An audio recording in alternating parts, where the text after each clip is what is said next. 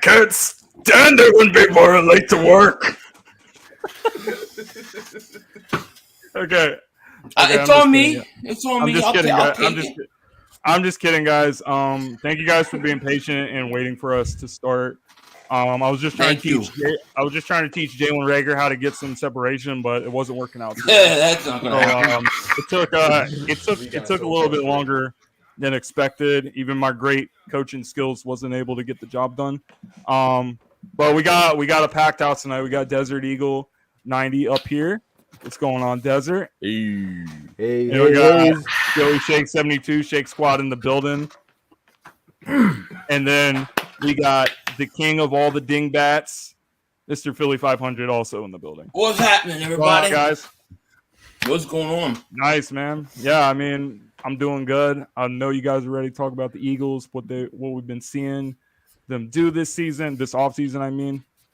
So first, we're going to go over some of the notable additions.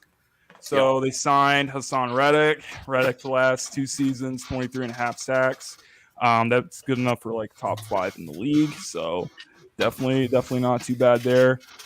Kaiser White, career high, 144 tackles last year. Young dude with some promise. Got A.J. Brown in the draft night trade. And then Kobe Dean and Jordan Davis really also stood out in the draft. The national champs, the teammates together. So I'm just wondering, what do you guys think about all those moves, and what move would you say? What's your favorite move that they've done so far? My first thought is this the first time that Ronald Darby and Denzel Washington have been on the same screen at the same time? Well, it can't be Darby anymore. It's got to be Kid and Play now. That's what everybody's calling me. That's Kid and Play. That's what it is. Darby, Kid and Play, Will Smith. No, you think you can do this to me? Y'all be playing basketball in Pelican Bay. That's right. I think AJ Brown was the best move of the offseason, in my opinion. That was the best move. But let me hold it up right quick. But I just want to say, Joey Shakes, Philly Gem. It's been a while since we all came together and talked some good old Eagles football, and it feels really good. Philly.500. I have not done a collab with you, but it feels really good that you're here, man. You know, I just want to definitely finally get the honor, the honor, Absolutely. Being here with you. So I just want to say salute, man. Salute to all. Right back at you, man. So, yes, sir. So. Yeah, man, let's get it started, man. Fly Eagles fly. I'm excited. Let's go. So, Dozer, what was your favorite move that we've made so far? I don't even know where to start. I'm probably going to say A.J. Brown, hands down. I mean, we've been so hungry for a weapon for a while. I mean, I know Devonta Smith. It was a great move that we drafted him last year, But A.J. Brown, though, I'm excited. And these and already with him and Hurts already, like, they already know each other. So, I mean, I'm excited, man. Seeing how he's been on the field so far, him being excited to be here in Philly. I love the move. I'm going to say that. And getting to Kobe Dean, it's unbelievable that Kobe Dean is here. Mm-hmm. It's unbelievable that he's Third here. round, too. Yeah, without a doubt. Third round, that's steal. He said he's one of the best. He was supposed to be going in the first round, but with all the rumors and the injuries and everything. Yeah. Back when I was using all those mock draft things that you can, like all those websites that you can do a mock draft, I was always taking him with one of our first round picks, and we ended up getting him in the third round, which is crazy. Yeah. Right. Yeah. It was an underwhelming free agency. I think we were kind of looking for that weapon for Jalen Hurts because what we had just wasn't enough. And that's when we figured, Kenny Pickett went to dinner with the Eagles, and we're kind of getting nervous on maybe they could draft a quarterback this year. I didn't want to trade for one. I didn't want to go get one. But I wanted to build this roster at the end of the day. So I really did like how they, where they were able to only get, trade away a first and a third for A.J. Brown. You get a weapon in across from Devonta Smith for Jalen Hurts, and it's going to be an exciting year. It's going to be a big prove it year this year. So, I thought that there was definitely a chance that they would take a quarterback when they had all 3 first-round picks. When you look at the first few weeks of free agency, they did nothing offensively. You hear about trying to go after Russell Wilson, Deshaun Watson, and then they take Kenny Pickett out to dinner. you're like, they got 3 first-round picks. I wouldn't put it past them. But as soon as they traded that first-round pick to the Saints, you knew that we were safe, you know? Right. Yeah. Agreed. Or so, I mean, I didn't think we were, I don't even think we were safe after we did that, simply because the way the draft board was falling, like you had Matt Corral, who they kept saying the Eagles had a high grade on him. They kept saying that for a long time. And then Malik Willis also, like those guys just kept falling down the boards. But luckily they didn't do anything stupid. But look at that. When they trade with the Saints, look at the first and the third. Like they got the extra third and the extra 7th. That 3rd round pick, those 2 third rounders came into contention. One of them on A.J. Brown and the other one they actually used to get Nakobe Dean. Boom. There you go. The extra 3rd round pick was so huge for that trade. It was. That was a big trade. That was a big trade, that Saints trade. I mean, there's not very many free agencies where I could come out of it going, dude, they did pretty much almost everything I wanted them to do. They did everything I pretty much wanted them to do. I really have to go back to 2004 when the Eagles got Terrell Owens and Javon Curse. Since then, I mean, I just think this was unbelievable offseason for the Eagles. I don't know how else to put it, you know? The real question is, did anyone think Howie was capable of doing this? Because even though last year's draft was pretty good as well, I will say that. But if you look at the track history, most of the players that he always hit on was not skill position players. You know, it was always like, you know, good defensive tackles and offensive tackles and things of that nature. But, you know, he proved it. He proved he knows what he's doing with the draft picks.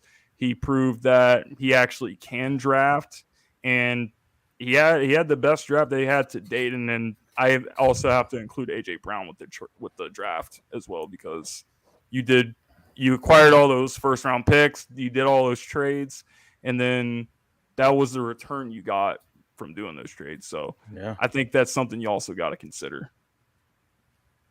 I thought he was capable of the trade. Because, I mean, I did video after video about it. Like, I thought that was something I could see him pulling off.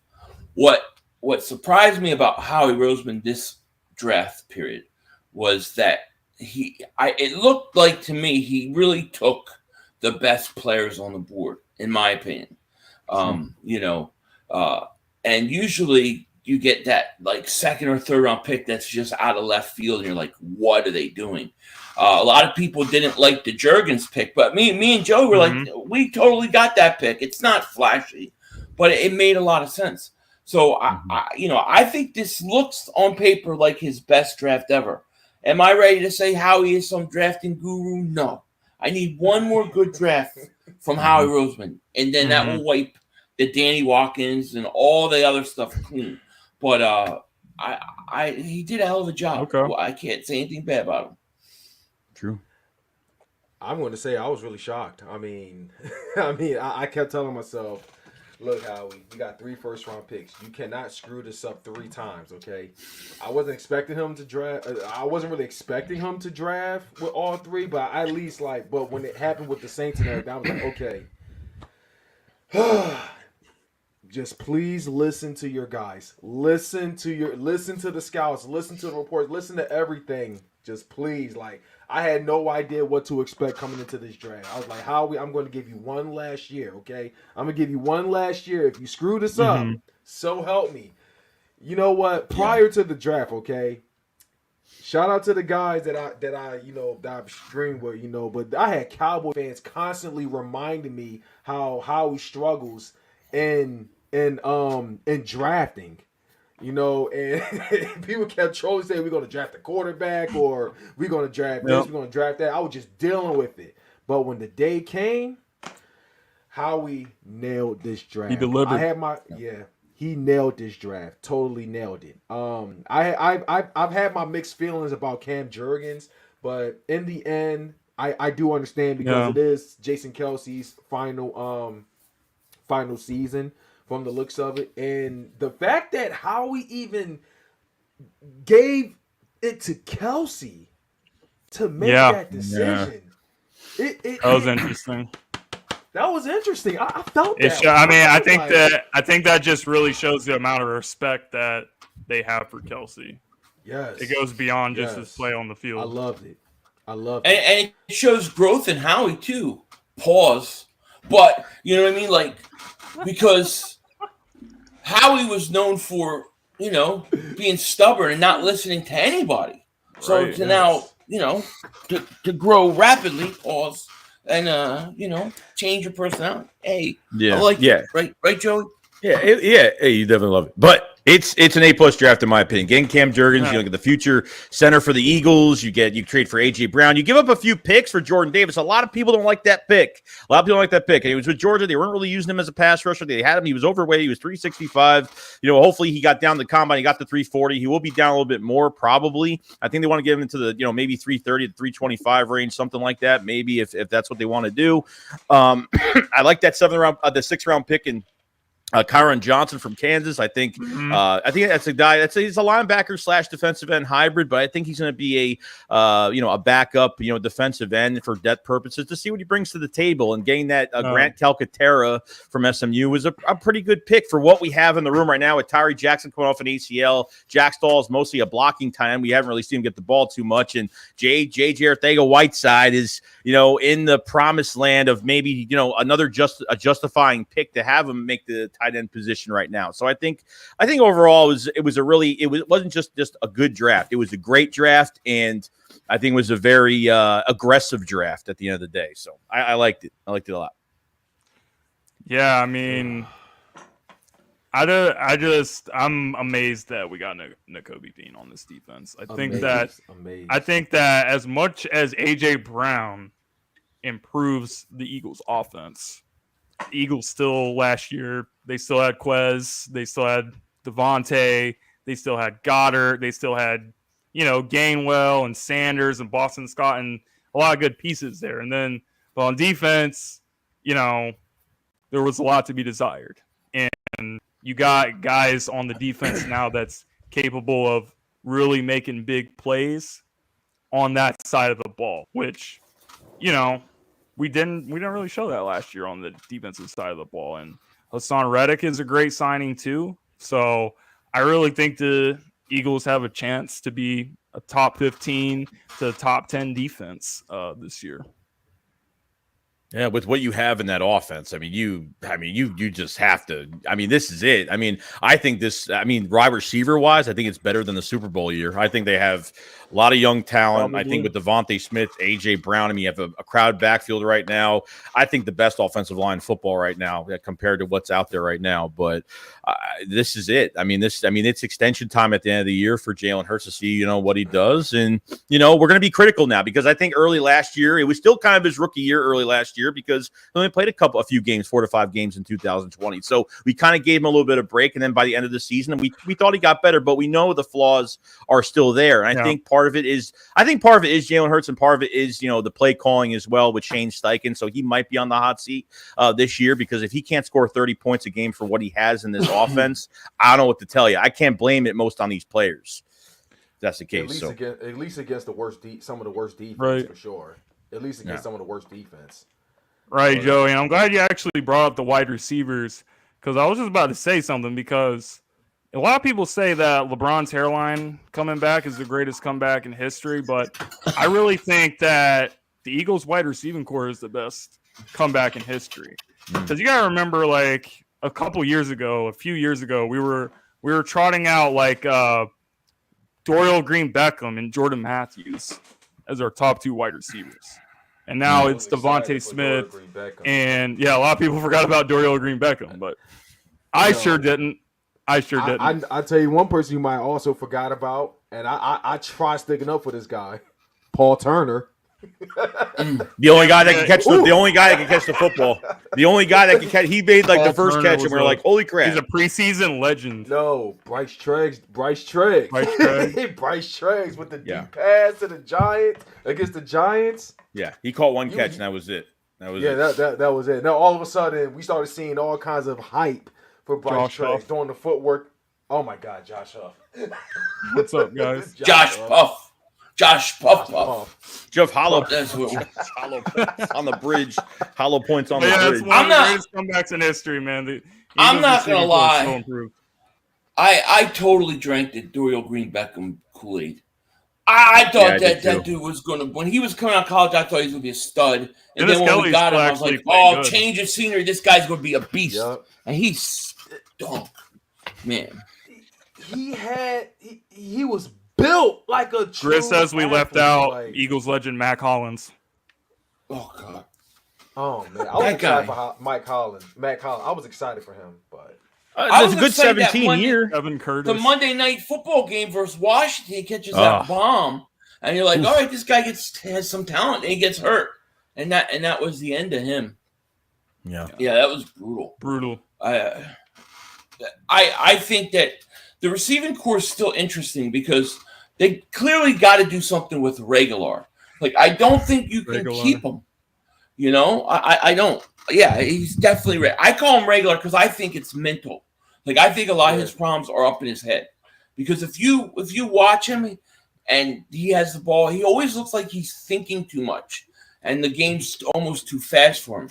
But when you look at some plays where he doesn't have time to think, he just reacts. He doesn't look that bad. So I think it's clearly a mental issue with him. Yeah, and it's all show too. It's all show on the internet, and like he can put out as many pictures of he wants of working out and saying these stupid quotes wherever he's getting them from. But at the end of the day, we know what this guy is going to look like. We know what this guy's going to look like by training camp. And I 90%. I'm thinking right now 90%. I'm saying that I think Reagor will be traded or released before training camp. That's how I feel. I feel like he will be gone. Maybe. I mean, I don't even know if he's going to make the team, truthfully, because just looking at it from the top down, Devonta and AJ and Quez are pretty much a lock to be your first three receivers. Pascal's a lock too, and then I was going to get to Pascal. He's going to be next. So that's Nick's boy. He's like that's like the teacher's pet for Nick. So that's like his fourth guy. So, like, I feel like the best case scenario would be for Reagor to get like that fifth or sixth spot, but there's still Hightower, there's still Greg Ward, there's still like guys. I'm not 100% sure he could win that battle one-on-one. I think he might win it because he's a first round pick and they're gonna die on that hill with him. That's the only other way I can see it. That's the problem. That's what I worry about because I can't see the Eagles making Reagor the fifth receiver on his team and keeping him. Like, all that money they're going to pay him, they're paying him as a first-round pick. They're going to try to get him the ball. They're going to try to keep him involved. They overdid it last year, and I thought they took away from Devonta Smith because they tried to make Reagor the guy that, early in the game they want to get him involved. And I worry that if they keep him, they're going to play him because of how much they're paying him, and then Quez Watkins doesn't get as many snaps. And it's like, to your point about like possibly, having a bunch of problems in his head, I think doing that, trying to get him involved kind of speaks to the team was trying to get his confidence level higher because of how much he hasn't performed. So I kind of see where you're going with that. And then just as far as with competition, like there's even on special teams, you have Devin, what's his name from Oregon, the sprinter, Devin Allen. And then you got Britton Covey, the undrafted guy that's really, really fast. So, they brought those guys in for a reason. It's probably not to compete to be, catching a bunch of passes. It's a opportunity for them to make a statement on special teams as an electrifying kickoff returner. And Reagor, he had issues with, fumbling the ball on kickoff returns last year too. So it's really, really tough for him right now. Didn't he remove all his Instagram posts of like anything Eagle related? Isn't it all he started posting. Yeah. I don't know if Instagram, if it's still empty. I don't know. I don't have Instagram. So literally within the span of a couple of days, he had deleted everything off of all his social media. And then today or yesterday, he made a post of him with a bunch of pictures with the Eagles. Hey, man, money can't help. You can smile for money, man, but you know what I think? I think it's a scam. Because I said this last year. The whole remember Zach Ertz wanted to get traded. Then they were like, well, we're not going to trade him. We're not going to trade him. And I would say, like, my thought was that you say that publicly. You have him do everything right. You build him up every time you're interviewed, and you try to get his trade value up. Then you trade him. And that's what they did with Ertz. I wonder if that's what they're going to try to do with Reagor. You know? Yeah. Like who else cried when we when we brought back Derek Barnett? I was not happy. I was sick. Me and Philly were live. I thought he was done. I thought he was so done. Yeah. I broke that news. Oh man! And you said, I feel it was crazy because that stream we did, and you said, "Oh, I heard there's rumors about they're bringing Derek Barnett back," and then it's like that stream, they re-signed him back. It was crazy. Well, you know, the thing was, I thought he was done too because that was going to be my April Fool's video that they signed Derek Barnett. Like, I really thought they did it. And they actually did it. So the joke was on me, you know, because it was reality. It's pathetic, really. Here's a good one. Is Michael Gallup better than Devonta Smith? Hell no. Absolutely not, especially not coming off of a torn ACL. And especially not with having more pressure on him because Amari Cooper's not there anymore. When you have Amari and CD on the same team, then it kind of makes your job a lot easier. So I feel like Devonta is going to go from drawing the best corner every week to not drawing the best corner because AJ is going to draw the best corner. And then it's going to kind of be the opposite way with with Michael Gallup because CD Lamb's, he's going to be drawing some better coverage, but he's going to be drawing a lot better coverage because Amari Cooper's not there. Amari and CD kind of balanced it for the Cowboys, but I feel like it's the complete opposite for us. Yeah. I get it. Yeah, I mean, I think there's a lot of people, non-Eagle fans, who they have this idea that Devonta Smith was bad last year, or he was just okay or average. Like I think they must look at Jamar Chase's numbers and then they look at Devonta Smith and they think, oh, well, he's just average. Devonta Smith was fantastic last year, and Joey will tell you if you go look at the all 22s, he's open all the time. They just didn't throw that much. If you put him on another team, he's going to put up monster numbers. So I think the narrative, especially with like division rivalries, is that he's not that good, and it's just not true. Yeah, true. For what was giving to him in that offense with obviously number one rushing, team in the league, and on top of already the missed opportunity, and then that last Cowboys game, I think we got kind of pissed off. It's like, why are they trying to break Deshaun Jackson's rookie record, and they're constantly throwing to Devonta Smith, getting open every time, but yet in any other game they're treating him like he's a number 3 than a number 1. You don't pass to Devonta Smith in that playoff game till the third quarter. You don't run with Boston Scott or Jordan Howard to the third quarter. When Miles Sanders was out for almost 3 weeks, you give him all the snaps. I don't get what the game plan was for that playoff game. I really don't. They could have played a lot better, so they need to, there's no excuses between the coaching staff and the players this year. There's none. Nah, definitely not. What about when there's a Giants game and they said Devonta Smith goes up to the coach and says on that last play, get me the ball. Throw me the ball. I'm going to be open. I want the ball. And they throw it to Jalen Reagor. Like, when your first-round pick, a guy like that, is saying he wants to take it upon himself, you have to give him an opportunity to do it, in my opinion. True. Yeah, for a rookie wide receiver, I don't know if it was just what Devonta was able to do or a combination of that, and we just haven't seen any receivers make good plays like this on our team because that position has just not been very good for us. But all the toe drag catches, running these clean routes, going up and getting the ball. He against Denver, he mossed Patrick Surtain, which is one of the top corners from the draft last year. They were teammates in Alabama. Yeah. We haven't seen anybody make plays like that. So, You saw him performing against the best coverage. Now it's going to be more attention with A.J. Brown, and you still got to worry about Goddard. You still got to worry about a lot of stuff. So I think Devonta could actually have a monster year. I think he's going to be the biggest one that benefit, even more than Jalen Hurts, or as much as Jalen Hurts from having A.J. Yeah. Not to mention expand your playbook too, and you can't just go RPO read option every single play. I mean, you got to expand this now. I say you have to run the same way you've been running since last year and keep the defense on their heels. That's what you got to do because, I think it's a plus for Jalen Hurts to run with the football in his hands, but they can't do it that much. In the red zone, they did it way too much. It just got us nowhere. They got to be more creative in the red zone scheme and just regular plays in general from midfield. So. Yeah, I think everyone would be pissed about that if that were to happen. What's up, John Falk? Nice to see you guys.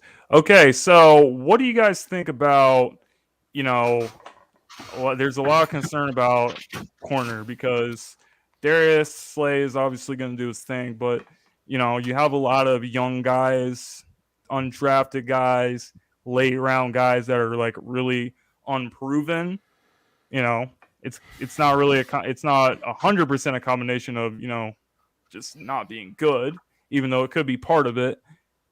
There's also, the unknown factor because sometimes you just really never know until, you get opportunities. So if you had to say right now, would you rather go for a veteran or would you rather let these guys compete and see what you have? I would go for a veteran, honestly. I feel like corner is like the hardest position to really, to play in. Corner or quarterback. But when you go against like elite receivers and, you miss one step, that's all it takes, one step. You're torched. It's a wrap. They got that big play right there. It's like I want to get Tame Godwin or Josiah Scott or Zach McPherson or anyone that's most capable. I will give them a chance. But the most experienced one on the team is Avonte Maddox, and that's not even saying much because he's not good on the outside. But I would say sign a well-known veteran that's already good in that position, and these guys can at least take another year or two and learn from that. I thought Steven Nelson was solid for a guy on the other side of Darius Slay. I know there are some plays when he got beat, that happens or so, but it just sucks that we let him go to the Texans. And I don't really, I mean, no disrespect to Lloyd Houston or Steven Rose, shout out to them. But to keep it 100, I don't really see what's special in Houston, and it's only $1 million difference. Houston came off as one of the worst seasons in the NFL. And they having a huge, they just came off a huge controversy with Deshaun Watson. It's like, how can you go downhill by signing with Houston when we have much more talent here? I don't really see, but now, trying to find someone, another capable veteran that might, because I want to upgrade whoever we sign, and I just don't know if I can trust the guys we currently have now. And I mean, the most will probably be Devonta Smith, but like I say, he gets beat when he's on the outside. He's very fast, but he's not very competitive, in crowds and stuff like that. So, I mean, I know some people, talking about James Bradbury, some Eagles fans are against it, and I can understand that because we don't really get that luck at signing division players. I can totally understand that, but it's true. It's like James Bradbury, he came off a good season, and we need a corner. We need a corner on the other side, especially if we want to do something this year. We need a corner. Is Bradbury the only guy you would consider signing, or is there anyone else? There could be plenty more. I know Bradbury's not the one and only guy, but I know he's not the one and only veteran. But I mean, listen, if he's good enough, whoever we sign, even if it's Bradbury, I'm not expecting somebody to come in and just lock down the other side. That's just not going to happen at this point. But if someone can, not get torched every single play, so defenses can just pick on that one side, you're going to give up some plays, but somebody that can just hold it down for the most part and, not give up 180 yards a game on the other side. Right. Yeah.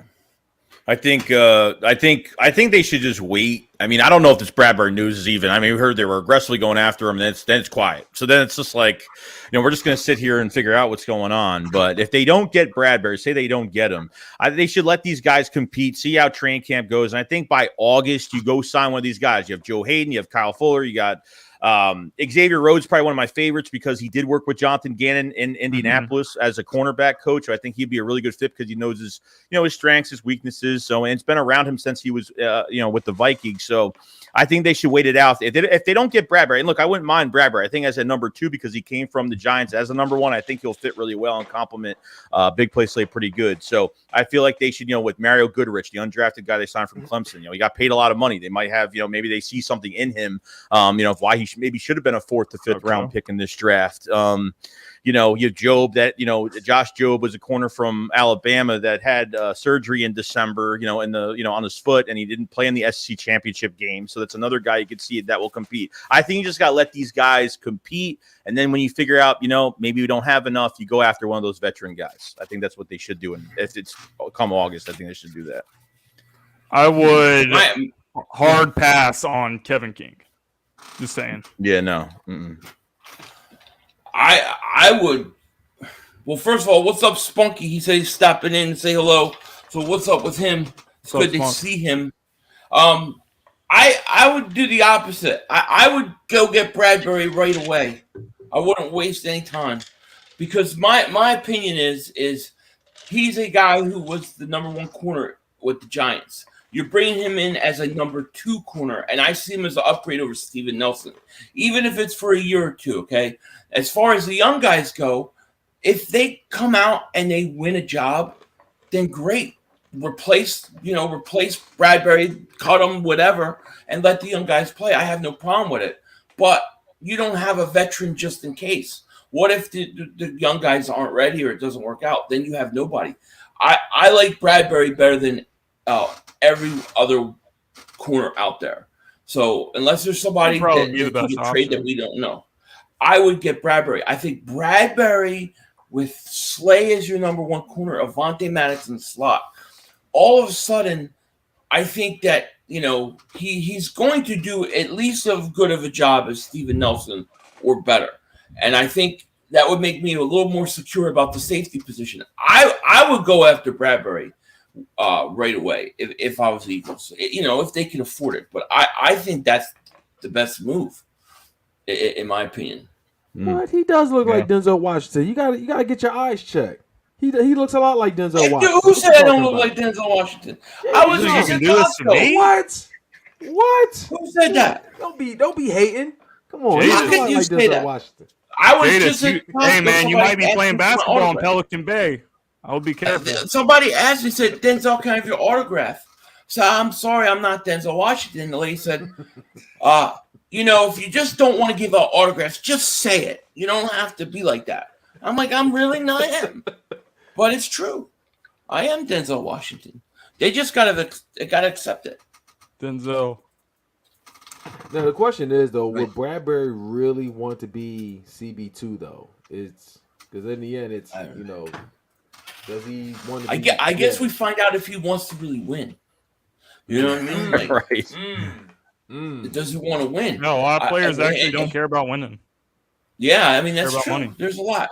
But maybe he hates the Giants. Maybe they pissed him off. Maybe we're playing twice a year. I don't know. I mean, that's a great question. Those are always the things we don't know. We can never judge what a guy's thinking or in his heart. We kind of only can go what we see. Spunky says Philly.500 looks as much like Denzel Washington as Philly. And I would say every time I watch 12 Monkeys, I think of Spunky. Every time. Wow. You ever see that movie with Brad Pitt's in it, right? Even Interview with a Vampire. I watched Interview with a Vampire, Brad Pitt. I said Spunky. Denzel 500. Jalen Reagor spelled disgrace wrong. What's that? I was looking at Jalen Reagor's comment. What a disgrace. There's a lot of comments about Jalen Reagor. He should be flipping burgers and stuff like that. Yeah, look at his thumbnail. I love that thumbnail. I love it. Next thing, I'm gonna look at the running back spot because Miles Sanders, he's been working out and doing some stuff during the offseason. When he was working out in Houston or somewhere, he did an interview and he was basically like, a lot of people are counting me out. They're saying, all this stuff about me. And this year, like, I'm really going to show him. So he feels very motivated to show people that he can be a number one back.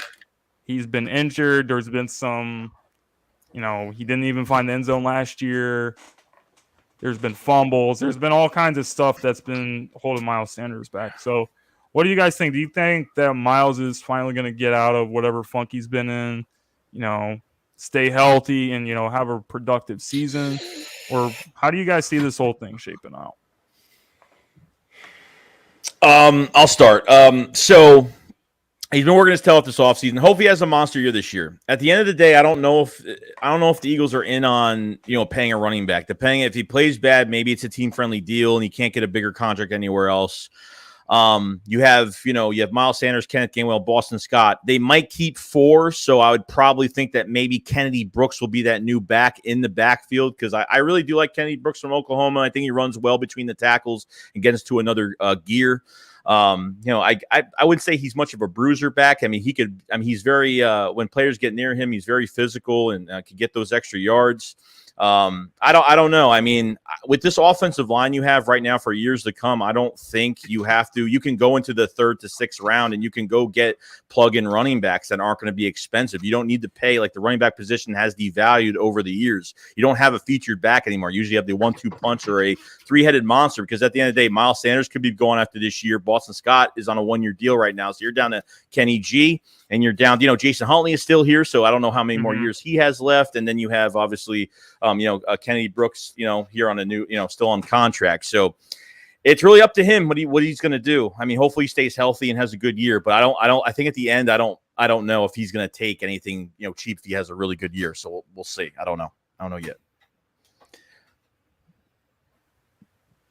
Yeah, it seems like it's all on the line for him. He's in a contract year. So even the Eagles aren't a team that's probably going to pay a running back a lot of money. I don't think we would pay Miles Sanders a lot of money if it came down to that. But it doesn't really matter for Miles Sanders because Miles, he's got to really show something. Because if we don't pay him, that doesn't mean, he still can't make a lot of money in free agency for another team. So either way, he's got to put together his best season yet so he can put himself in the best financial type of situation. So yeah. I think the Eagles could benefit from that either way. I think it's a breakout year. I think it's a breakout year. I think it's a huge year, and then we still don't sign him because I think it's going to be good enough where he's going to get a lot of money, but it's not so big that you have to bring him back. I just don't think you have to pay running backs like you used to. So I like Miles, man. I even last year when he was playing, he still averages over 4 yards a carry. He didn't have any touchdowns and things like that, but I like Miles. I just think if he can just stay healthy, I think he's going to be good. That's the problem, right? I mean, that's the big thing. Yeah, true. I've always heard running backs are expendable. I've learned that from Dallas. Running backs are expendable, but I really, really like Miles Sanders, and there's no excuse for Miles Sanders. If it's his contract year, he's behind one of the best offensive lines in the NFL. He's got to ball out this year. I mean, he almost hit 1,000 yards, but no touchdowns. And I know he's been hurt. He's got to ball out this year. But I feel like we got some great talents behind him. Boston Scott should still be here. Kenneth Gainwell. Who else was it? I can't remember the other guy. Huntley or Kennedy Brooks, one of those two. Yeah. Huh? Huntley or Kennedy Brooks, Jason Huntley, and then you have Kennedy Brooks. Yeah, Brent Huntley. We still be having a lot of running backs. Honestly, besides Miles Sanders, I feel like Jordan Howard, I really like the guy. I know he's elite. I feel like he was elite and everything, but his injury, though, that's just what scares me about him. But he gets like stingers, and then he's gone for like 6 weeks. Too many weeks, stingers, right? You know. Yeah. Yeah, but Miles Sanders, he has the ball out this year. I mean, I'm gonna definitely give him one last year. He's behind one of the best offensive lines in the NFL, so it can't be any more excuses for him. Yeah, sure that. Yeah, and you have really good wide receivers now to take away from people putting people in the box. So it only makes his job a lot easier. True. Hey, Brad Pitt, if you're still in the chat, let me know the next time you're driving around through here, through the area, man. Brad Pitt. We got Brad Pitt here, man.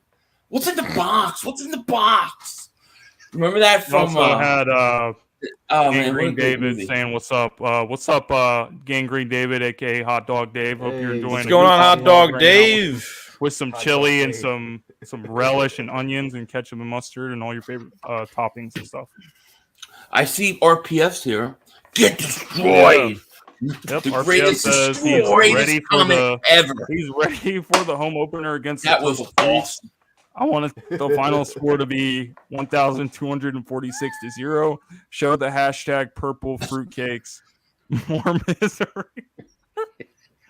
Oh man, yeah. Well, the Eagles are playing the Vikings for the home opener on the Monday night game, starting off the home campaign for the Eagles in prime time. So it's just kind of telling you that this game's going to be really fun to watch. You're starting off with a bang in prime time. I got a gripe though with the NFL. Like I hate the fact that they're coming out with all these leaks for the schedule. Yeah, like they make a big deal of schedule, and it's all these leaks. It's like it sucks. And what are they saying? We're playing Arizona now to open the season. Yeah, I saw that. Yeah. I don't know if it's 100% true, because you gotta keep in mind there is a lot of accounts on Twitter that they create these like leak accounts to get clout. So they'll probably get some of the games right, and they'll always point to the games they got right and say, this is my credibility. But they'll miss a bunch of games, and then you won't hear from them. It's going to be out before 8 o'clock. The schedule's going to be out before 8 o'clock. It's not. It's just when the Eagles unleash the schedule at 8. It's not going to be. It's what all these teams unleash. It's going to be out before 8 o'clock. Definitely. It happens every year. Tomorrow. I am definitely streaming tomorrow. Because I'm hoping we got a great schedule, man. You know what? The best thing we have a very winnable schedule. Yeah, if you really want to piss like Cowboy fans off, do a schedule review and just say you're going to win every game. Be like, all right, so week 2 win, week 3 win. I do that every year, and they get so mad. It's the greatest thing ever. I think everyone does that. Flip out. Everyone does that for the team. Like if you say you're going to beat that team, then the fans of that team comes on and they're like, no, you guys aren't going to beat us. Like, there's no way that's happening. If you just want to see them all go crazy, just do a schedule review prediction. And that's a win. Yeah, we're going to sweep the Cowboys. It's a guarantee. Yeah, it's great. They fall for it every time. The schedule is definitely winnable, but I don't know if I like it because of that though. I feel like our real schedule starts in the playoffs. Yeah, you know what I mean, I feel like it really starts in the playoffs. It's going to separate a lot of bum teams that we're going to play, but the real teams are going to show up. Last year was a perfect example. We were 9-8. There were plenty of interesting stats, but a lot of them wasn't really against a good team though, and from many that had a lot of expectations found out the hard way in the playoffs. When we lost to the Bucks, they were watered down, and we still stood no chance against them. So we'll see what this season does, though. I mean, how many times? Go ahead. You're good. I was just gonna say, at the end of the day, you got to play the teams that are there. That's not really something that the Eagles can control. It just happens every 4 years. You play different teams. Go ahead, Joe. No, how many times were we against backup corners down to 2 or 3 injured? I mean, we still couldn't get it done. I mean, we still couldn't. And having Reagor on the field, but it should have probably had Greg Ward on the field a lot more last year. That would have been the better option. Now, I mean, to the point where Reagor is running out of bounds, coming in bounds to get catches, lazy on routes, and getting bullied at the line by cornerbacks. Can't even pass by his first defender. It's actually really sad they gave him how many chances they gave him. So. Probably a little too many, gamer. More than you talk about the Cowboys. Salute to the homie, bro. God damn. Yeah, I got respect for Boys for Life though. Yeah, that's my homie right there.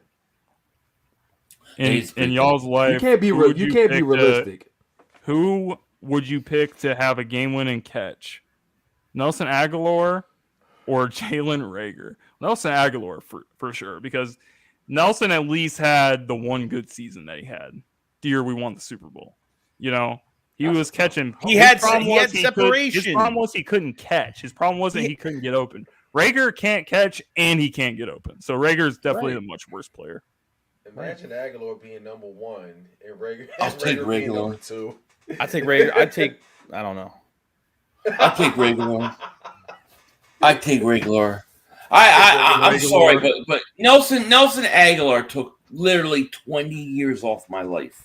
Like he literally especially against Seattle. Especially Seattle. What about the game winning Monday Night Football? Yeah, I see that. I can't deal with him. How about I've never seen a guy air fumble. In Detroit, he air fumbled the ball. Like nobody touched him, and he was fumbling the ball. I just don't want any part of that guy. Terrible. True that. Oh man, he's on track to become a bust. Plenty we drafted. He's got. Yeah. I don't know. That ship probably has already sailed. Oh my god. Who was the receiver that went to the Jets that called Philly a trash city? Who was that? That was Denzel Mims. Yeah, how's he doing, by the way, Gangrene? Stinks. He stinks. He was saying, but I actually liked him coming out. I did too. But after that, I was like, 8 receptions for 133 yards. Wow, he actually is worse than Reagor. Yikes! You talking about Philly being a trash city? I was literally in Bronx delivering to a Wingstop, and when I heard that, I looked around. There were trash bags everywhere. I swore I was surrounded by walkers. Everywhere I turned, there were rats running around everywhere. He was like, Philly is trash? Yeah, I don't pump the brakes. As long as the secondary gets no upgrades, the Eagles are going nowhere, not trolling. It's just a fact. The secondary dudes are just... Why does everybody always tell us to pump the brakes? Well, I mean, we're not allowed to be excited at all. We're not even driving right now, so we're not allowed to be excited right now. Here's the question: Who is this guy? Who is he a fan of? Who is he a fan of? I mean, I don't know. That's he's a great. He's a great guy, but he's always telling us to pump the. He always tells me that because I'm always excited, so I'm used to it. Thing, like, but who is he a fan of? If you look at the Super Bowl year, Dallas, we had Jalen Mills and Darby as our 2 corners. And we have Patrick Robinson as a nickel guy, and we obviously have Malcolm Jenkins that year. But, I mean, we have Darius Slay. And we have, Anthony Harris, who Harris is no superstar, but he's also not a bum. You also have a great pass rush. So the key to the Eagles winning the Super Bowl, despite having not a good secondary, they had a great pass rush. This season, I think that the pass rush will be towards the top 10 or the top 5 in the league in sacks, like we've kind of been, like we were kind of used to seeing. In 2020, they were 3rd in sacks. Last year, they were like almost at the bottom of the league. It was something crazy. But if you can get to the quarterback, then it makes it a lot easier for the secondary. I do think we do. I think we'll be fine there. I do think we need another corner, and I think we'll get one. I don't think it has to be. It's still a concern. I don't think it has to be a perennial Pro Bowler, but if it's just somebody that could come in and basically hold the fort down for a year till we get somebody else, I think we'll be fine. The pass rush is much improved. This is probably the best best linebacking core I've seen in over 15, 20 years. So they got big questions at safety, and they got big questions at corner. But you're not, I think the corner, I think at the least they go get Xavier Rhodes. I think at the least I can see a move like that happening. Okay. Yeah, 100%. 100%. We'll see. Spunky says he thinks the Eagles can definitely win the division, and nobody scares him. Not even the Cowboys. So. You guys agree? Yeah, the Cowboys fell off. Open division, man. I think the Eagles massively closed the gap on them because the Cowboys, they lost Amari Cooper, they lost Randy Gregory, they lost a few of their key guys that's been a part of their success for the last couple of years. And we added more pieces to our puzzle that's going to try to take us to the next level. So we got better as a team, and they did not. They may not have gotten, incredibly worse as a team, but they're not as good as they were. They're not as good as they were last year. So when you look at that, it kind of becomes on Jalen Hurts to, really lead this team and lead them to the next level.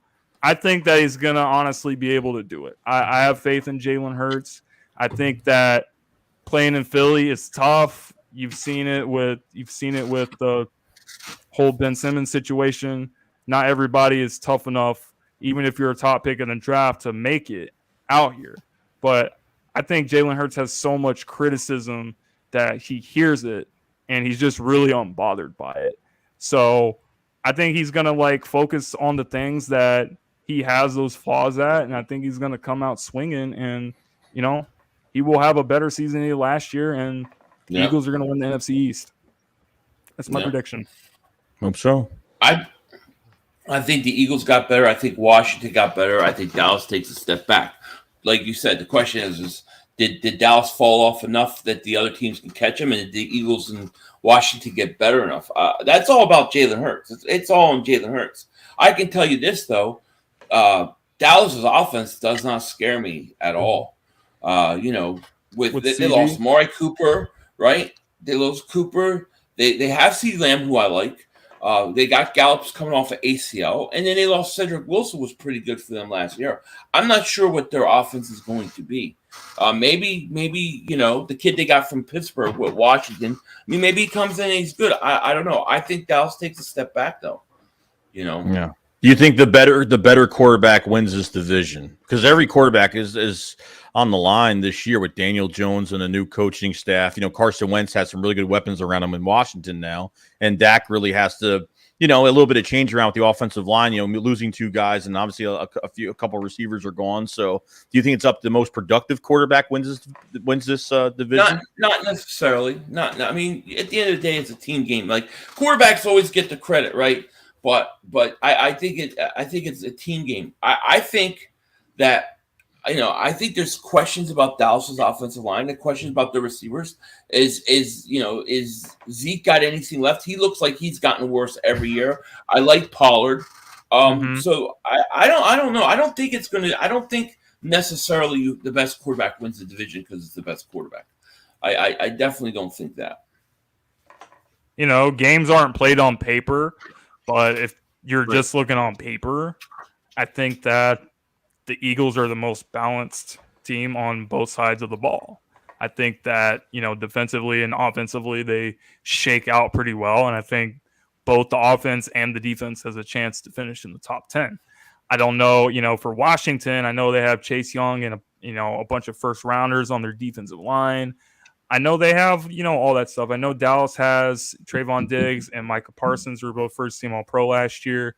But, balance-wise, finishing both units in the top 10, I'm not sure about that. I think that, team like Dallas, their defense will probably finish outside the top 10. Their offense will finish top 10. With us, I can see both offense and defense finishing in the top 10. I think they have that kind of balance on both sides of the ball. It's all about Jalen Hurts.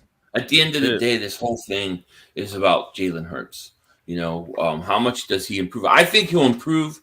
Question is, how much will he improve?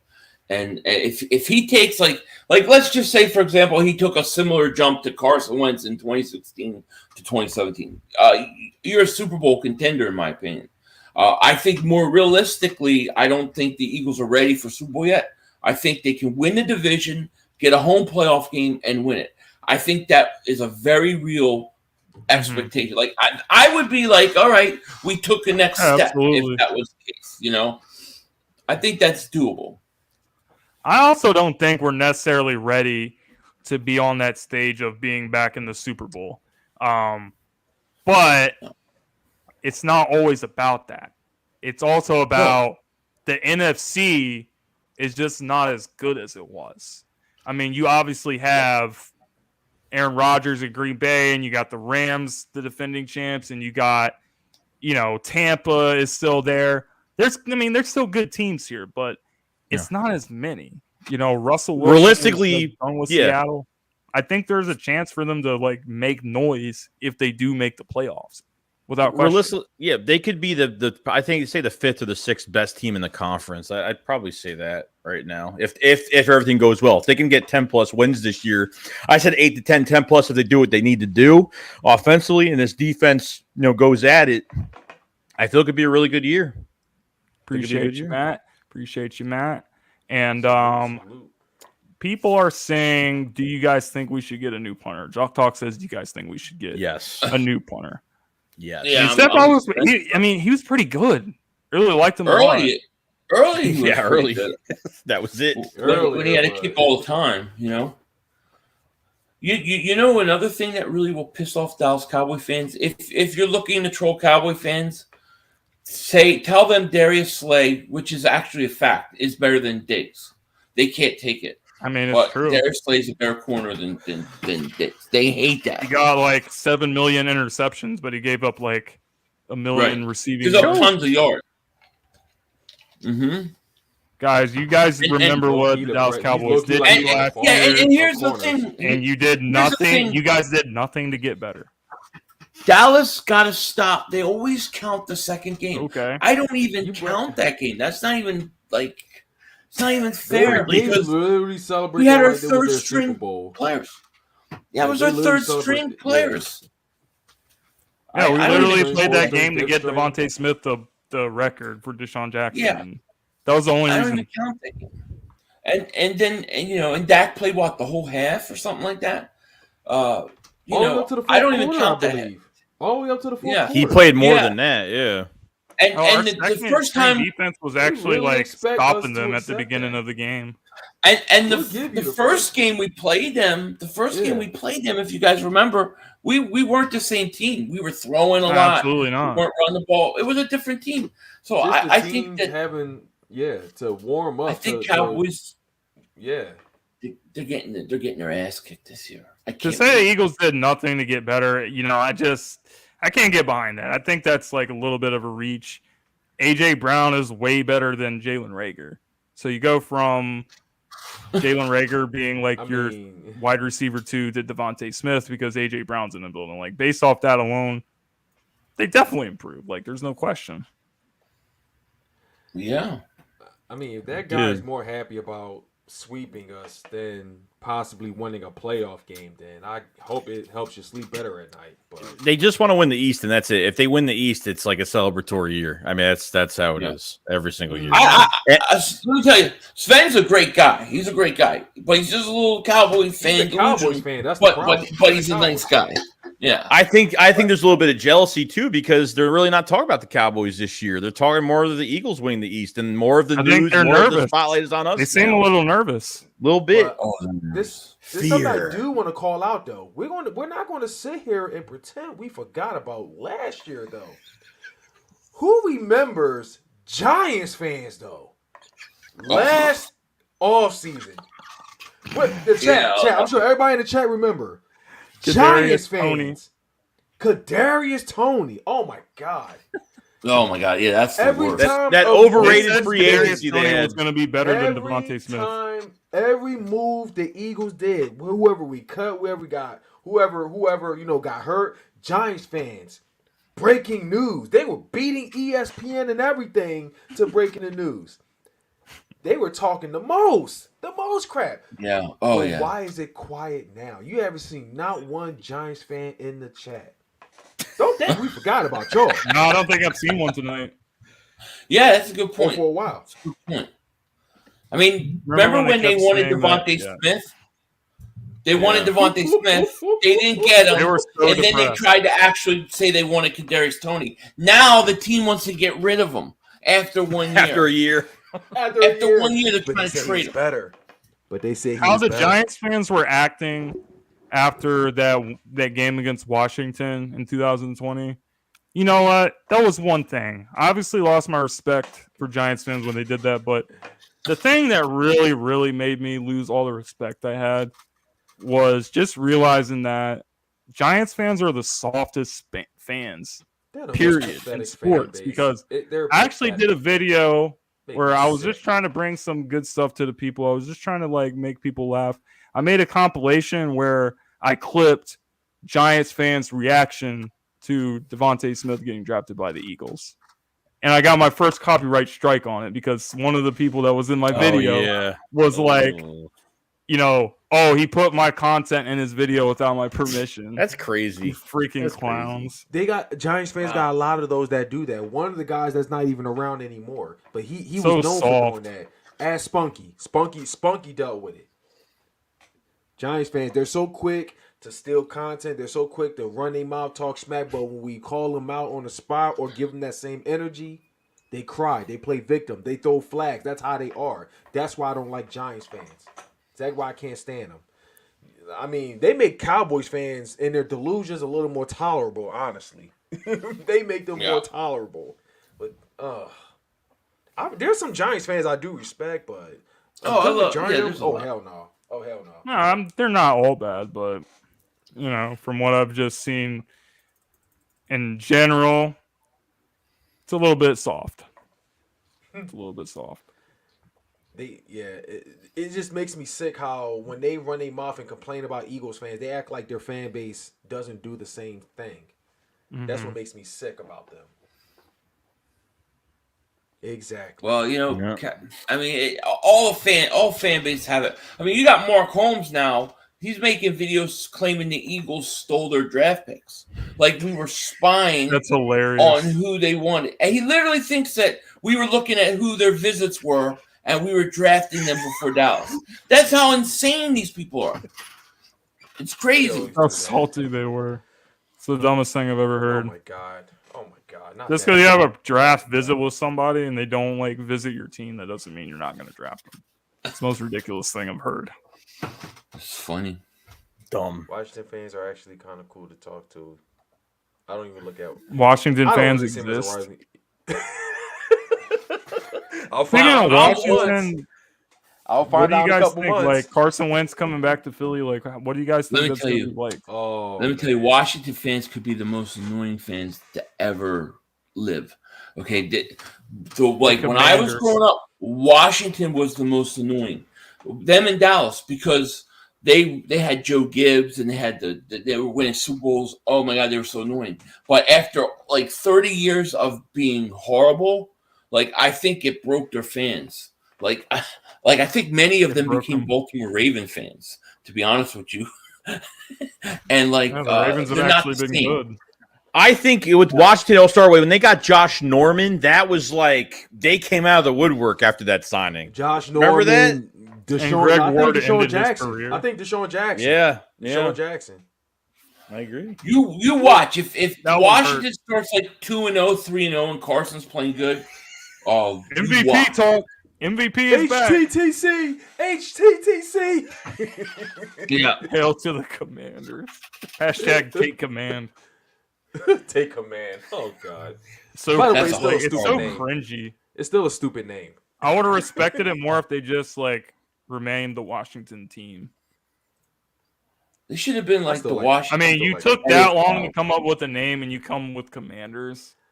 Yeah, that's a horrible. It doesn't even make sense. It kind of sounds like a USFL team. Like I'm not even kidding. Worse than that. I ain't gonna hold Jalen you. Reagor to USFL. I ain't gonna hold you. I thought the Red Wolves was a badass name. I thought it was. Yeah, it wasn't bad at all. It wasn't bad at all. Like I didn't mind that. Could have came up with that. Yeah, so much they could have came up with. Can you imagine a group? What do you call it? The Wolf Pack? Like what? Yeah, the Commanders. Washington Wolf Pack. Commanders. No, I mean that would have been the name of the group of a fan. Right, as a group, absolutely. Yeah. That's not gonna happen.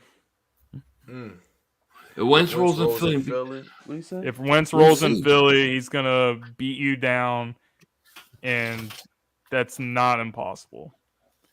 Well, I'm not going to rule nothing's that out, impossible, but the question is, I'm not going to rule that out. Wentz could actually beat us. I ain't going to hold you. I felt like Washington actually didn't make a bad trade when they gave up those second and third round picks for Carson Wentz. I think he is a very talented. He's just mentally jacked up there. And my thing is, who's to know if Carson Wentz is even going to make it by midseason? You know, because you know how he is. If he could have taken in Philly, what makes you think he's going to handle it in DC? That's if there are fans there. I mean, Carson went 27-7. He had 27 touchdowns and 7 interceptions last year.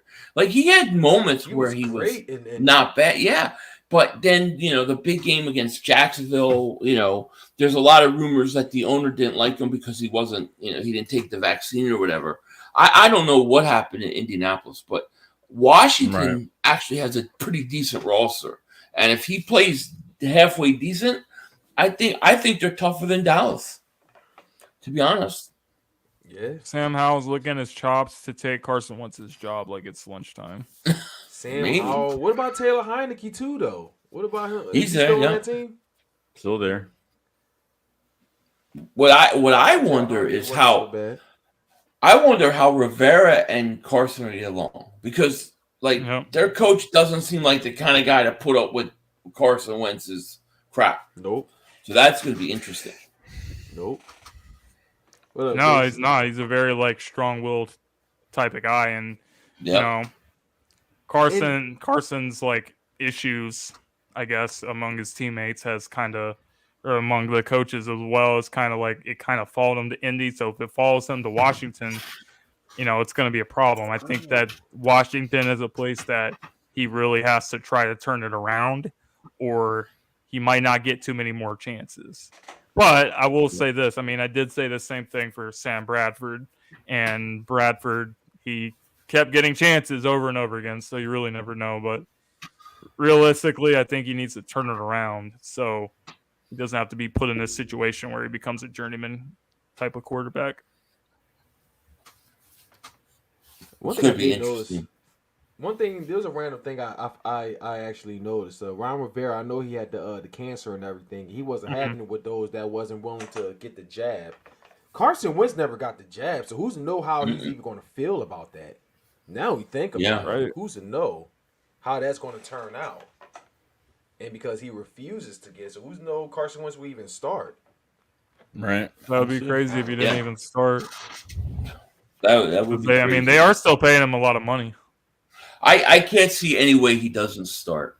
I mean, they're already calling him the first commander, He could get commander history. Hashtag Commander Carson. They're going to have some commander memorabilia wall with his face on it first, like the president. Hashtag Commander Carson. I just want to crush his face in when we play him. I just want somebody to just I want his blood on the jersey. Yeah. I want to see blood.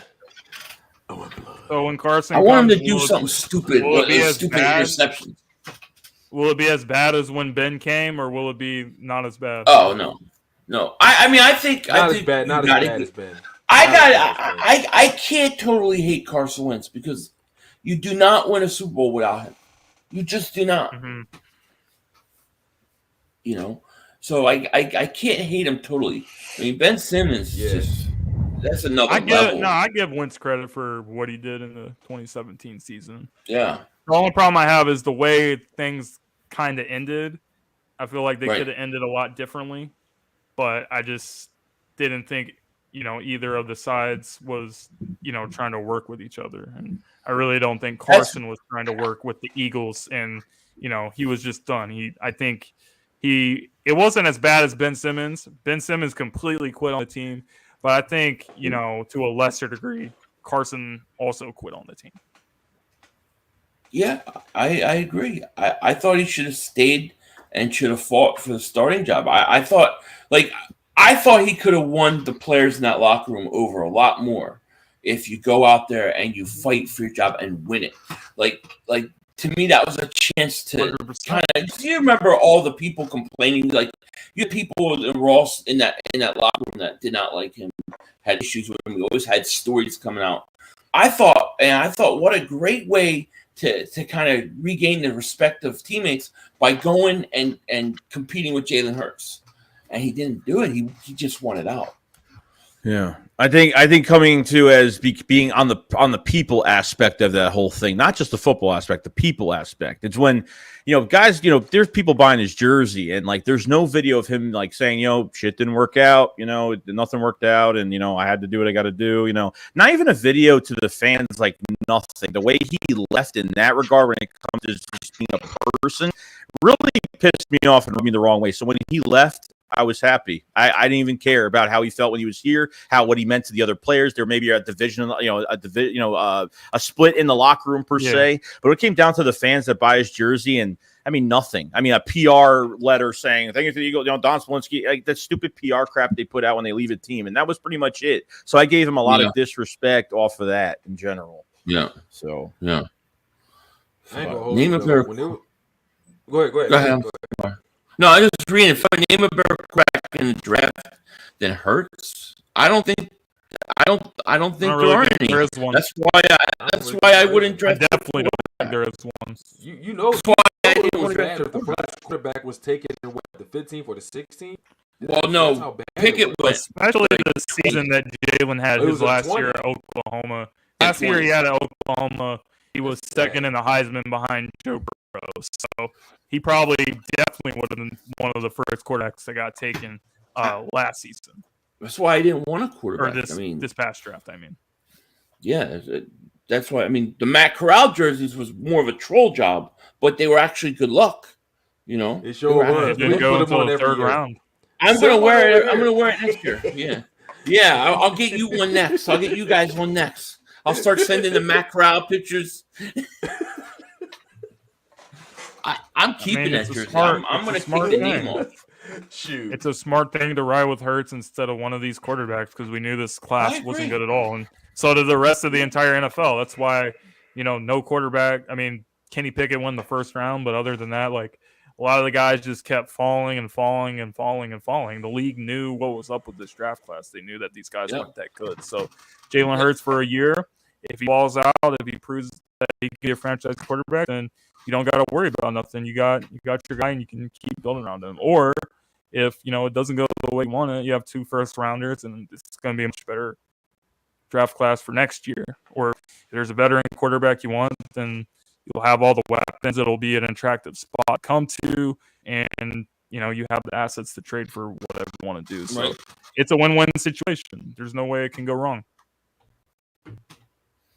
Yeah, you get it, definitely. I think where's the easy money at?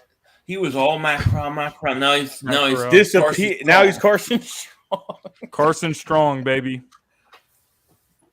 Yeah, that's see what happens to Minshew. Got another Carson in Philly. See what happens to Minshew. I want to see what happens with him. You think they'll trade him? I don't really think so. Wants to start. He does not like being a backup quarterback. He's very competitive. But if Strong's here, he's going to get – I mean, if Strong is on practice squad, he ain't going to last a day. Someone's going to claim him in 2 seconds. He won't even be here if Minshew's here. I assume he's your third quarterback, and he's just going to sit as the third quarterback, but don't play him. I mean, Minshew's going to be like the new Sudfeld? Yeah, because Minshew's only making $900,000. He's making $900,000. And then he goes next year, and you slide Strong in as a backup. That's what I would think they would do. Reddick, Davis, Dean will wreak havoc with Cox, Hargrave, and Sweat and Brandon Graham. Yep. Definitely on paper. I mean, I definitely think they could finish in the top in the terms of sacks and stuff. They were near the bottom last year. I think it'll be completely opposite this season, no question. You know what I like? I think that if you look at this team, I like the way that they're building this roster better than they did in 2017. Now, I know in 2017 we won a Super Bowl, but it was a short window because they were older guys. If you look at these guys, they're all young. Even Reddick's 27 or 28. They're all young. Mm-hmm. AJ Brown is 24. He's as old as some of the rookies. Right. That's why I really like this roster. A couple years ago, we was complaining about having a lot of older guys on the team. Now, it's the exact opposite. Super young. Yeah. Absolutely. They upgraded from last year. Yeah, no question about it. No question about it. Though. They did. Especially linebackers. Pass rush and all, definitely. Yeah, I mean, who do you guys even think is going to be the starters at linebacker? I mean, you have 3 linebacker spots potentially starting on the field at the same time. So, I mean, TJ Edwards is not bad. So you got to like kind of include him in the conversation. But I know there's Kaiser White. I know there's Nakobe Dean. And, you know, Hassan Reddick, he can play outside linebacker. He can play defensive end. They can move him around or do what they want. So what do you guys think about all that with the linebacker position? I'm going to say if they play when they play 4-3 and they'll be a hybrid, they'll go back and forth. But I think it's going to be Reddick, Nakobe Dean, and White. I think those are your starters. I think Nakobe Dean is going to start right away. Yeah. They'll transition him to middle linebacker from weak side to middle linebacker through camp. I mean, it'll just be a slow process, but he'll get there. And he'll be amazing. Yeah, he's very smart. I mean, he had like a 4.0 GPA, and his major in school was something insane. It was like rocket science or something. Like the guy, he's a field general. Smart. He's going to be a field general. He was very smart. I mean, quarterback that Georgia defense, which was a really good defense. Oh. Joseph said, if Corral went to Philly, I'd gobble double moonwalk your asses. Real talk, damn jinx. We did worry that we were going to totally jinx it, and they would take Corral, and we would have been in big trouble. Like, we would have gotten all the blame. I would have been in trouble because I actually bet with Boys for Life. He had to do 3 shots on his live stream because I told him there was no way we're taking Matt Corral. I didn't think they would, but no. Mm-mm. Bring back Nate Gary, the best middle linebacker of all time. God, that guy was horrible. Man, I'm so glad he's not on this team. He was so anymore. horrible. He was good. Bad. Do you guys think the Sixers can make it a 7-game series, or do you think we're gonna get like our asses whooped again?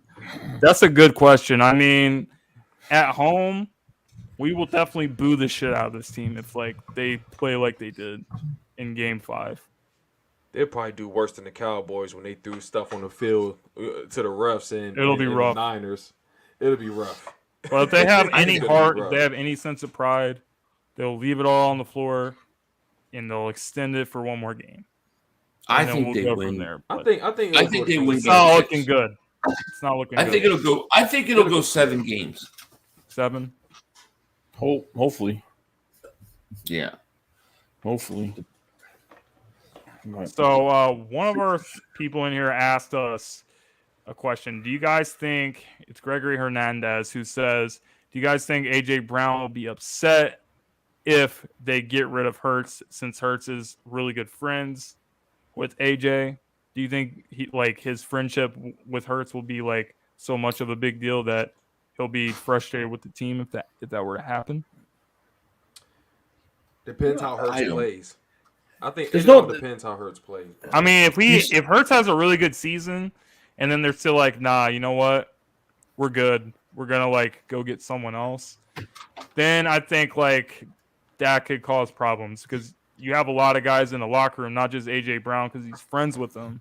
A lot of guys in the locker room believe in Jalen Hurts. A lot of the fans don't believe in Jalen Hurts, but that does not mean that the players do not believe in him. So that could affect the way the team feels about stuff. And then if you have a rookie quarterback, it's going to put them in a even tougher situation. So that's I have a question. I have a question for all 3 of you guys. I didn't mean to cut you off. I'm sorry. No, you're good. Yeah, what do you think Jalen Hurts has to do to be considered the guy at the end of the year? What do you think has to happen for him to be that guy? Just show that he takes the next step. Everything will show you. The eye test is what you need to base it off of, not stats. Stats can sometimes be misleading. He probably needs to put up better numbers than he did last year, but you'll be able to see it on the field. there was, obviously there was too many issues of, not even seeing open receivers. If guys are open, he has to distribute the ball and get the ball to these guys. It absolutely has to happen. And, if he takes the next step and has a good season, probably win a playoff game like we were mentioning earlier, I think you have all the reason to keep him around. As long as he's not worse than he was last year, shouldn't be in too much of a hurry to get rid of him. And even if you are moving on from him, I think that problem is the extension. There's probably going to be some teams that could be interested in him because he's still young and he can still develop. Yeah.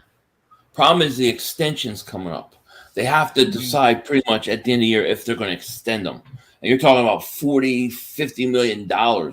So, per year. So that's where the issue If he has a monster season, absolutely. Yeah. I don't know. I don't think you can go based upon stats. But he's got to shoot. Like what I'd like to see from Jalen Hurts, I'd like to see the well, I don't want to see him down, but like a situation where they have to win with his arm. Like maybe they're down 10 late in the game. He has to throw and make plays with his arm. Like that's how he can win. He can win them over. Yeah, you I guys agree. think Hurts will stumble and get benched? I do not. No, they're going to run with him regardless. Whatever happens, definitely going to run with him. Okay. I do think they're going to pass more, though. I think everybody thinks they're going to be 65, 45 run rate. I think they're going to throw more. I expect them to throw more this year. I think they'll still run and still focus, but I don't think they're going to want to be as one-dimensional, I expect them to throw more this year. True. Yeah. Why did the news of Carson Wentz saying that he wasn't happy that we won the Super Bowl just come out this year? I mean, I think that, people are, for some reason, writing more articles about it now. But I think it was pretty obvious. I mean, even if you've seen Carson Wentz's body language when he was, watching Nick Foles win the NFC Championship and win the Super Bowl, it really didn't look too good. So, I mean, he's probably, I'm not saying he was, upset that the team lost, but I think he really, really wanted it to be him. And when it wasn't him, I think it kind of hurt his ego a little bit. I agree. And AJ Brown, $25 million a year. Yep.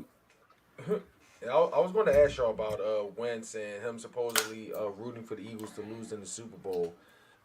If that really does turns out it's true, remember that's that pathetic if it turns out it's true. It really is pathetic. And if it had been for AJ Brown, I would have definitely got rid of the jersey a long time ago. Because I think I'm actually going to get the nameplate. I'm going to get the nameplate. That's my phone. I'm going to get the nameplate and get a stitch over Wentz. Is that what I'm going to do? But if it really does turn out that Wentz rooted against the Eagles in the Super Bowl, I think a lot of us Eagles fans, including myself, owe that guy that made that article saying that Carson Wentz was selfish. I think it was like 2018. I'm trying to remember his name. Yeah. They keep I forgot his name. Yeah. Joseph something. I can't remember. I forgot. Yeah. He was one of the first to say that Carson Wentz was selfish. Above and beyond selfish, and how the locker room was. Joseph Santoliquito. Yeah, that's it. Santoliquito. Oh, yeah. He turned out to be right. Yeah. Everyone hated him when he said it. We gave him exactly. Yeah. Oh, I gave him a lot of shit for that. I think a lot of people did.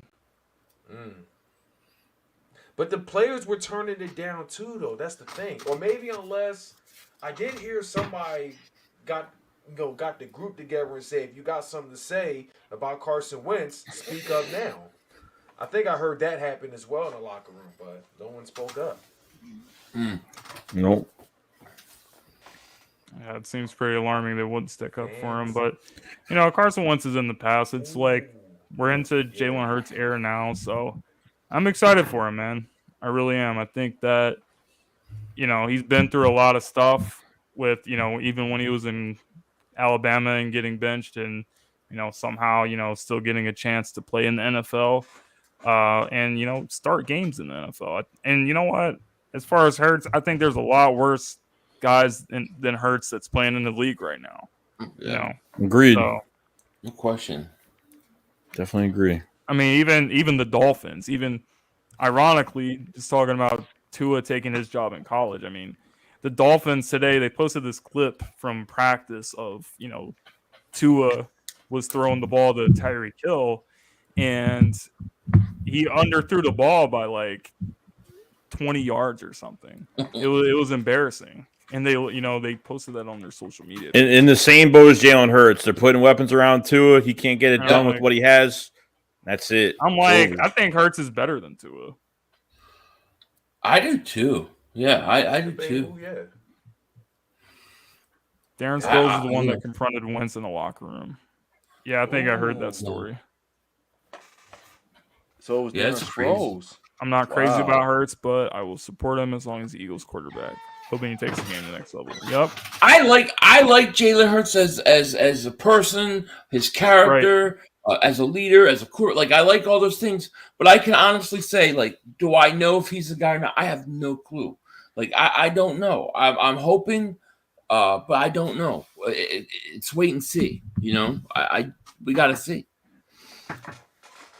Need to see some Josh Allen progression from Jalen Hurts before we think we're going to pay him like a lot of money. Yeah, I agree with that. That's fair. It's kind of funny. I was saying Josh Allen kind of reminds me of Carson Wentz in his MVP mode or so.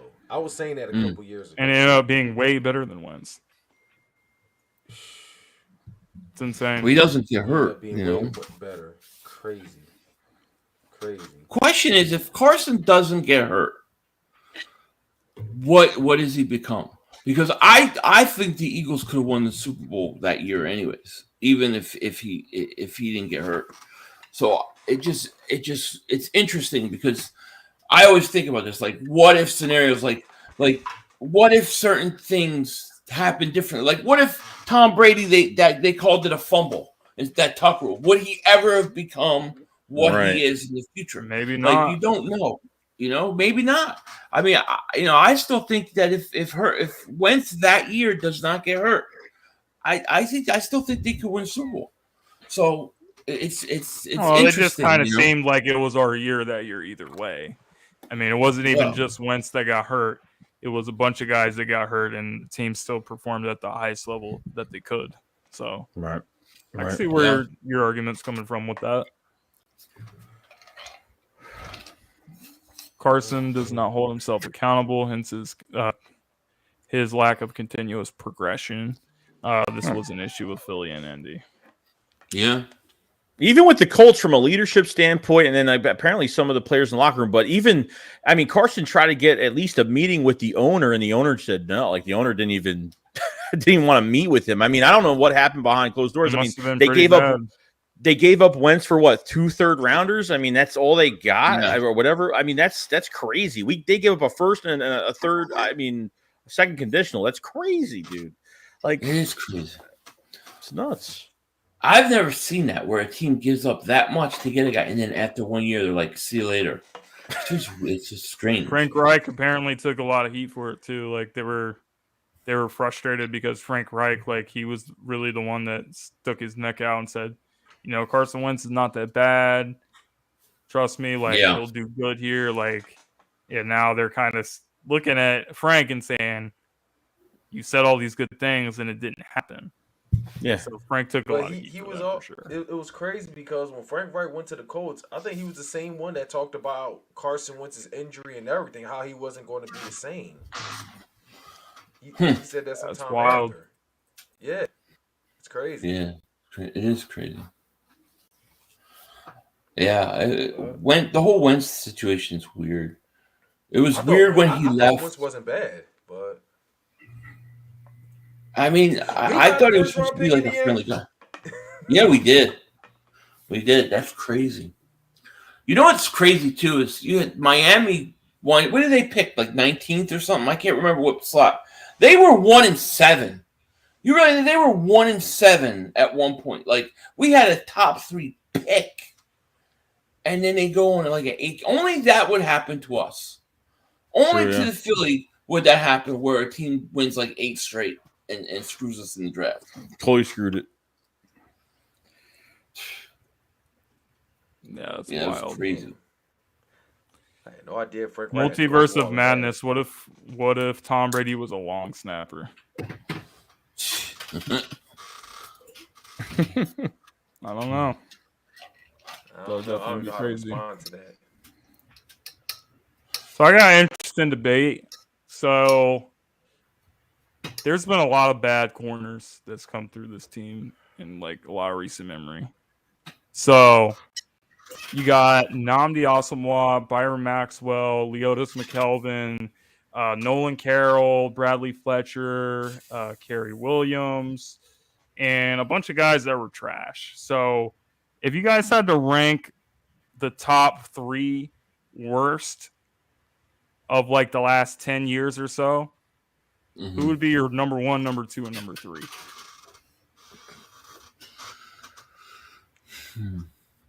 That's tough. I'd probably say I have to go 1 with Asomugha. Yeah, he'd be on the list. He has to be 1 because of expectations. Right. Maybe give him all that money. Number 2, I have to go Maxwell. He's another guy you paid a bunch of money a shit ton of money. And probably after that, maybe Bradley Fletcher, because he was really bad. That's He was my exact horrible. 3. He was after like Des Bryant caught like 4 touchdowns over it. It was like what? Yeah, he was horrible. I was thinking McKelvin too, though. That's an honorable mention, though. That's what I was gonna say. Honorable. Not as bad as Fletcher, though. Not as bad as Fletcher. Bad, but out of his prime, though, he was. Jesus Christ. Twitterverse is talking about Eagles trading for Jesse Bates. Would you guys? Safety, yeah. Yes. Would you guys do it? I'm all in for any safety or corner that's an upgrade. I was Not about on to say this. that too, but Would you give a first round pick for Jesse? Is it really true? A though? first That's the real round? question. No. I'm not giving a first round. I don't think that's even. I don't even think it's true. Number 2, he's on a franchise tag. There's no way they're if whatever. It's between 12 to 20 million. I doubt it. I don't think it's gonna happen. I doubt it. I would rather sign Bradbury. Year, maybe I don't know. Yeah, I agree. That's the way to go. You can't give up a first round pick. You need those picks. I think we need to keep him because AJ Brown was of the draft for next year. He was a perfect. He was a perfect weapon to trade for, though.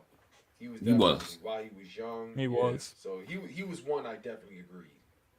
Yeah. Oh, that was great. What if it was him? What if it was him or maybe DK Metcalf or Deebo Samuel? Yeah. I was good with any of those 3. Like I did video after video after video saying, call up Seattle, call up San Francisco, whichever one takes the offer, you take that guy. It didn't matter to me. I just wanted one of those 3, and we got him. So We got one. It's crazy how the whole energy changed. You know, with you prior to the draft, though, the meltdown, the whole bashing of Howie Roseman. But after that, yeah. What can you say? What can you say at that point?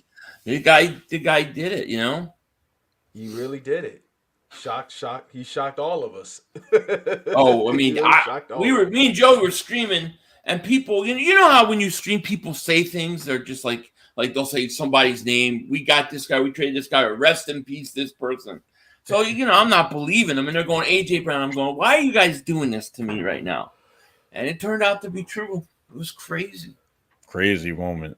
Absolutely crazy. So safety, Kayvon Wallace and Zach McPherson. Could you guys see both of them starting next year? No. I think they like McPherson more as a corner, though, don't they? Yeah. He's saying McPherson at corner. And Wallace I'm sorry, I read it wrong. Wallace. Hell no. Wallace is all talk. When I checked the depth chart today, they had him listed as first string on strong safety. Well, it's a rough draft, so Yeah. I think they're more likely to to sign a corner and keep the safeties. Like, it would not surprise me if they went in with Epps and Wallace as safety, and that was it. Like that wouldn't surprise me. But I do think a corner they bring in. I do think they're going to bring a veteran corner. I think it's kind of a dangerous waters that the Eagles are going into with the whole safety situation. It seems like and this is the same thing that happened with whenever Dawkins left. When after that, it took like a long time, pretty much until Jenkins to get like a solid safety back there. I mean, you had like Kurt Coleman and people, and like Nate Allen, who was terrible, giving up big plays. He was terrible. Could not stand Nate Allen. So kind of same situation now. Jenkins, Rodney McLeod is with the Colts now. You brought back Harris for another year. Not a bad player, but are you gonna like keep putting band-aids on the safety position every single year? It's kind of dangerous because we've already seen how Eagles did it before with Dawkins. Same things happened since Jenkins has been gone. Right. I think they'll address safety next year, but I think if you had to choose, and I'll ask you guys, if you had to choose between safety and a corner, which is most likely the Eagles sign? What would you guys say? Let's say corner. You only can get one. Corner, yeah. Yeah, corner. You need corner now. Like you need it. Like safety, you already have. You have a body there, so you have Epps already in the building. So I'd rather get a corner right now. Me too. Yeah, me too. And I think that's what they'll do.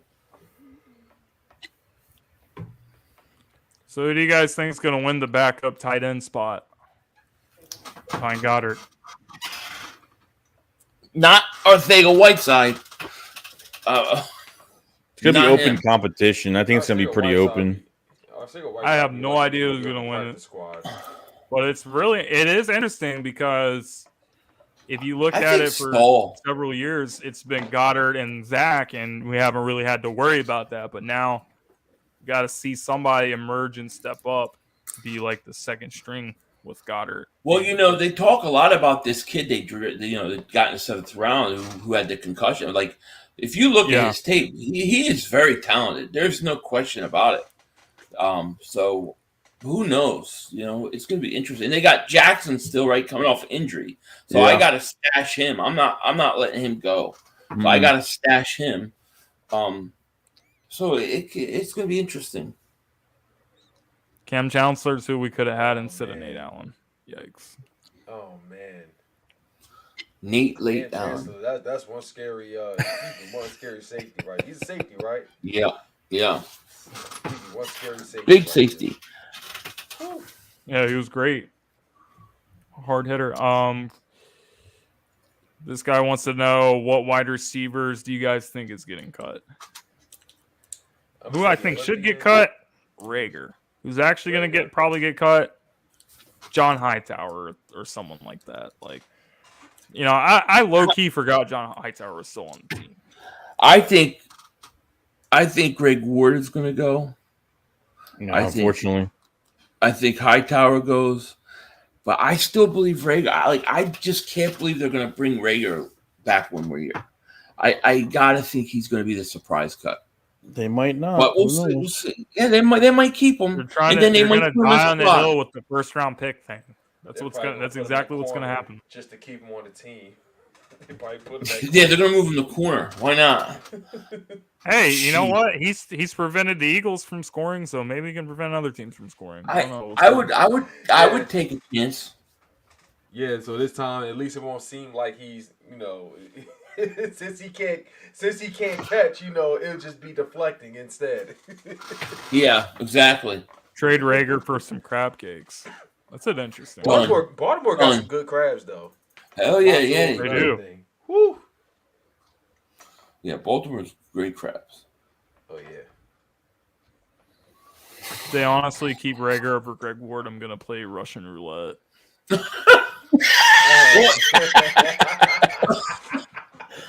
Damn straight. Grizz, man, he always has the best comments. What the question is how much does he cost to cut him?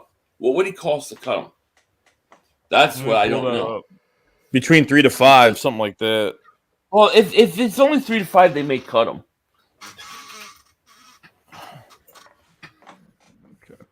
We gotta see what the current cap space look like though, because I know Contract breakdown. What we got with Reagor is going to be Reagor? asking for a lot though.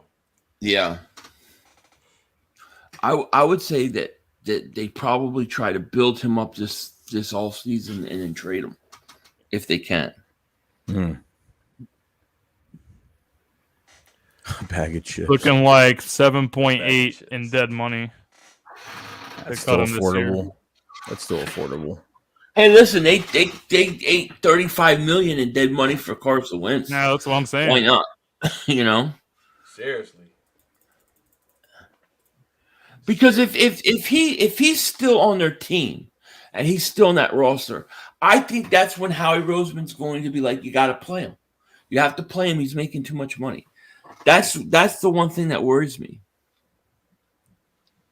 A bag of chips. I kind of like Barnett coming back. He isn't the smartest, but he isn't the worst player to have as a backup.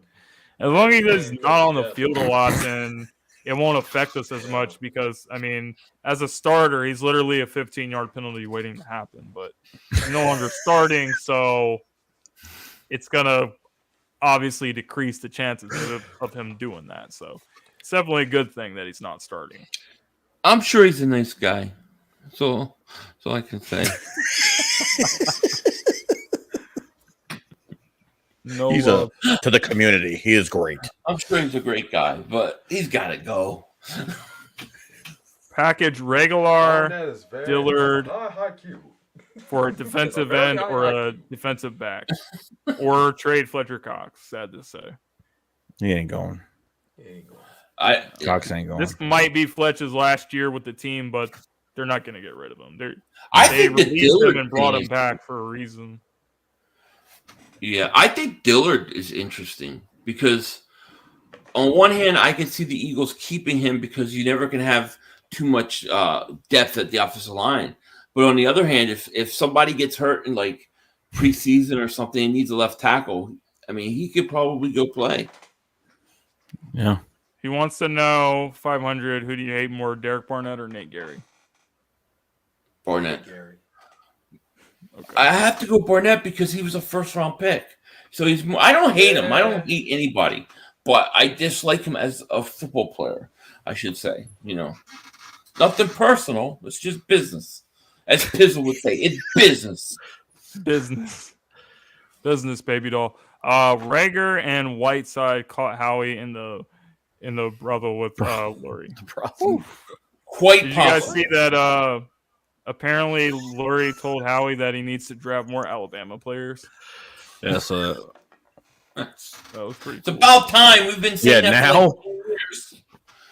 You know, Those Alabama guys are already ready to play. you can't go wrong. Just draft the SEC. You know, they used to like to draft like the Pac-12 or whatever. They used to like to draft those guys in the West Coast. I'm like, no, stick with SEC. The SEC produces NFL talent. They produce first rounders. Georgia set the record this season with the most draft picks ever in history. So they had a huge year this year. But Alabama, they're putting guys in a league every single year. Yeah. Yep. So Fletch should retire. His ass is getting old. He's not going to retire. He's gonna play a few more years. He might not play with I don't see him playing with the Eagles for that much longer. I think that with Davis coming in, I think the writing's kind of already on the wall. It's gonna be Fletch's last year, and then Davis is gonna be starting next season, not this season, but next season. Okay. Well, guys, I think we're going to wrap up the stream now. We've been on here for a while now. Appreciate you guys for all being a part of this. Appreciate everybody that was, in the comment section. The comment section was amazing. You guys were amazing. Definitely appreciate it. But if any of you guys want to let the people know where they can find you at, what you guys are going to be up doing, then feel free to let them know. Who first? Desert, go first. You can find me at DesertEagle90. That's my sports channel. It's all Eagles football. I like to fool around at times. Mostly Philly sports, period. So that's where you'll find me there at DesertEagle90. I also got a backup channel. Well, I do reactions, Desert Eagle XP. If you like gaming content, reactions, you also find me there as well. So yeah, either DesertEagle90 or Desert Eagle XP. And follow me on Twitter, you guys. DesertEagle90. All right, There y'all. you go. My YouTube channel is Joeyshakes72. Cover the Eagles 24/7 all year round. And yes, we Philly.500 have the Shakedown podcast as well. So we do a podcast every week. And then during the season, we have podcasts on Saturdays and Sundays before the night before the game and obviously after the game as well for post game. So cover the Eagles every day, free agency, draft every week, stream every game. And that's where you find me. That's it. You can find me at denzelwashington.com. I'm there with all my Emmys and my awards. You might see a few scripts. And on YouTube, you could just find me at Philly.500. Just type it in and I should come up. But that's it. Those are the two main places. Yeah. Absolutely, guys. And you guys can obviously find me here as well. I'm going to be here doing my thing. And, thanks to Denzel and thanks to like all you guys that was, in the build. I'm sorry I had to do it to end the stream. But Look at that. yeah, Put the one with the goofy face. You like Spitting image. Yeah. I definitely see it. I can totally see it. Especially my serious look. goofy face. when he was. Hey, that looks like me after we traded for AJ Brown. You know what I mean? That's what I look like after AJ Brown trade. Did Howie just pull that shit off? Oh yeah, That's absolutely. hilarious. That's hilarious. But we'll see you guys next.